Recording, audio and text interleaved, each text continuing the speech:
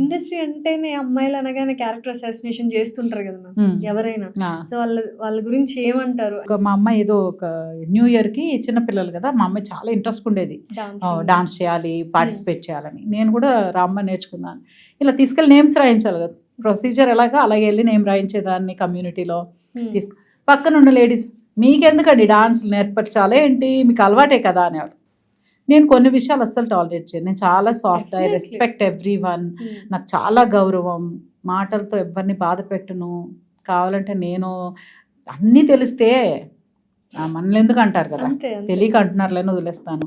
కానీ అలాంటి విషయాలు మాత్రం చెప్పు. ప్రొఫెషన్ లో మనం ఏదైతే చేస్తామో అదే మనం దాన్ని మనమని, మీకు అలవాటే కదా అంటే. ఇప్పుడు కమెడియన్స్ కామెడీ లేరా నువ్వు చాలా తీసిపడేస్తా. అది ఎంత ఒక కష్టం అంటే దాని వాల్యూ తెలీదు నీకు. అంటే ఇప్పుడు అన్ని సాగుతున్నాయి కాబట్టి మాట్లాడుతున్నారని మనం అనుకోవాలా?